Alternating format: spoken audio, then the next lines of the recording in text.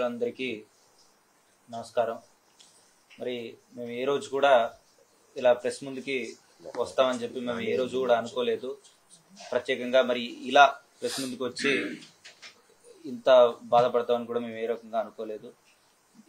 నిన్న సాయంత్రం జరిగిన ఘటన మీ అందరికీ బాగా తెలుసు. నిన్న గౌరవ ముఖ్యమంత్రి గారు వైఎస్ జగన్మోహన్ రెడ్డి గారు విజయవాడ జరిగింది. అక్కడ జనాలు చాలా మంది రావటం, జన సముద్రం అక్కడ ఉండటం, అలాగే ఆ బస్సు యాత్రకు కానివ్వండి, అక్కడ ఉన్న జరిగిన ఈవెంట్కి కానివ్వండి అశేష స్పందన రావటం మరి ప్రతిపక్షానికి నచ్చలేదనుకుంటా. వారు అన్ని విధాలుగా ట్రై చేశారు. ఈ సభని ఎలా చేస్తారు, ఈ బస్సు యాత్రను ఎలా ముందుకు సాగిస్తారు, ప్రతి ఒక్క మార్గాన్ని ఎంచుకొని దాన్ని ఆపడానికి ప్రయత్నించారు. అవన్నీ కుదరకపోవడంతో, అవన్నీ విఫలమవడంతో వారు డైరెక్ట్గా భౌతిక దాడికి దిగడం జరిగింది.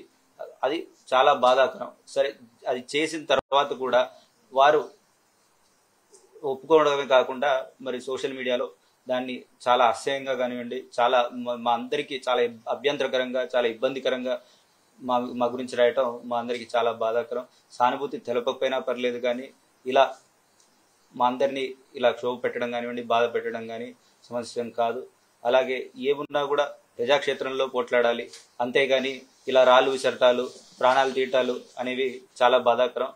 మీకు ఏమున్నా చర్చకు రండి, మీరు సిద్ధమైతే చర్చకు కూర్చోండి, అంతే తప్ప ఇలా కుటుంబాలని రోడ్డుకి ఈడ్చే పనులు కార్యక్రమాలు మీరు పెట్టుకోవద్దు. ఒక మనిషి ప్రాణం చాలా విలువైనది. దాన్ని అందరూ అది ఎవరిదైనా సరే, అది వైసీపీ అయినా సరే, టీడీపీ అయినా సరే, మీరు ఇలా చేయడం ఏమాత్రం భావ్యం కాదు. మీరు చూసినట్టయితే మరి ఇక్కడ మా మామయ్య అయిన వెల్లంపల్లి శ్రీనివాసరావు గారు, వారు నిన్న నైట్ నుంచి చాలా తీవ్రమైన బాధలో కానివ్వండి, వారు చాలా కంటి నొప్పితో కానివ్వండి, వారికి రాత్రి మొత్తం నిద్ర లేదు. అలాగే పొద్దుటి నుంచి కూడా వారు చాలా బాధపడుతూ చాలా ఇబ్బంది పడుతున్నారు. అలాగే మేము హాస్పిటల్కి వెళ్ళినప్పుడు అక్కడ కంటి పరీక్షలు జరిపించడం జరిగింది. ఆ పరీక్షలో తెలియదు ఏమనగా వారు రెటినా కొంచెం స్వెల్లింగ్ అయింది. వారికి ఒక వారం నుంచి 10 రోజుల వరకు పడుతుంది హీల్ అవ్వటానికి. అలాగే ఒక 10-15 రోజులు వారు బయటికి వెళ్ళకుండా ఉండాలని డాక్టర్లు చెప్పారు. మరి అలాగే దీన్ని కూడా మీరు చూసినట్టయితే మేము సోషల్ మీడియా ఓపెన్ చేయాలంటేనే ఈరోజు భయపడే విధంగా మమ్మల్ని ఈ స్థాయికి తీసుకొచ్చారు. ఏమున్నా మీరు పోరాడండి. మరి ఈరోజు మా మామయ్య వెల్లంపల్లి శ్రీనివాసరావు గారు ఏం తప్పు చేశారు? వారు ప్రజల అండగా, వారు ఇప్పుడు ప్రజానికానికి వారు తోడుగా ఉండడం వారు చేసిన తప్ప. వారు గత 60 రోజులుగా లేదా 70 రోజులుగా వారు ఈ నియోజకవర్గానికి వారు నియమించబడ్డారు.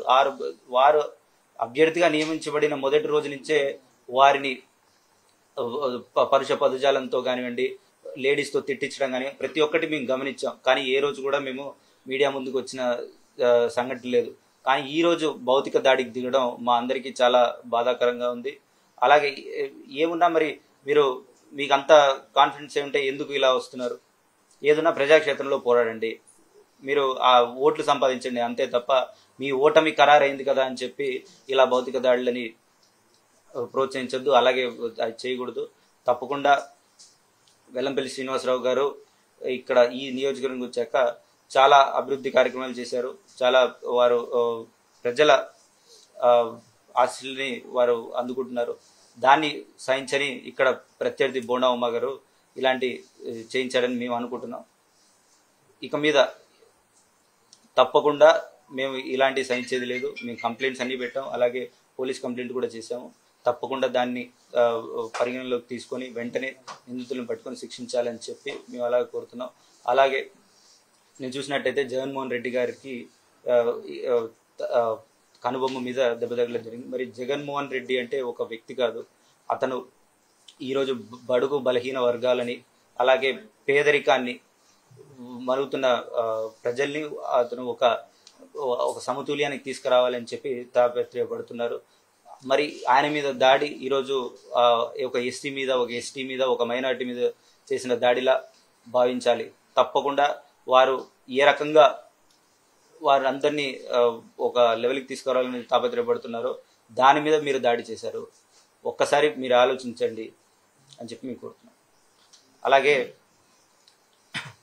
దీన్ని మేము కానివ్వండి, మా కుటుంబం కానివ్వండి, ఈ దాడిని చాలా తీవ్రంగా ఖండిస్తున్నాము. ఇలాంటిది ఇంకొకసారి జరగకుండా చూసుకుంటాం. అందరికీ నమస్కారం అండి. నిన్న రాత్రి ఈ సంఘటన ఏదైతే జగన్మోహన్ రెడ్డి గారికి జరిగిందో, మా నాన్నకి జరిగిందో అన్నీ అందరూ చూశారు. చాలా బాధాకరం. ఎప్పుడు జనాల్లోనే ఉంటూ వాళ్ళ దగ్గరగా ఉంటూ వాళ్ళ బాధలు తెలుసుకుంటూ వాళ్ళకి ఎప్పుడు మంచి చేయాలని కోరుకునే ఆ ఇద్దరికి ఇలా జరగడం వల్ల మేమే కాదు, మాకు వాళ్ళ కుటుంబాలే కాదు, ప్రజా కుటుంబం కూడా చాలా బాధపడుతుంది. వాళ్ళ బాధను వ్యక్తించుకుంటున్నారు. ప్రతిపక్షాలు ఇట్లాగా చేయటం అనేది మేము చాలా గట్టిగా ఖండిస్తున్నాము. వాళ్ళ ప్రణాళికలు అభివృద్ధి కోసం ఉపయోగిస్తే చాలా మంచిది. అప్పుడు ప్రజల్లోకి వెళ్ళగలరు, ప్రజలు ప్రేమ పొందగలరు. ఇట్లాంటివి చేసి ఇంకా ప్రజలకు దూరం చేసుకొని తప్పితే వాళ్ళకి ఏం లాభం అనేది ఉండదు. ఇవన్నీ ప్రజలందరూ చూస్తున్నారు, ప్రజలందరూ గుర్తిస్తారు. జూన్ 4వ తారీఖు మా విజయ బేరీని మోగించడానికి మేము రెడీగా ఉన్నాము. వాళ్ళు వినడానికి వేచి చూడండి అని తెలియజేసుకుంటున్నాను. ధన్యవాదాలు.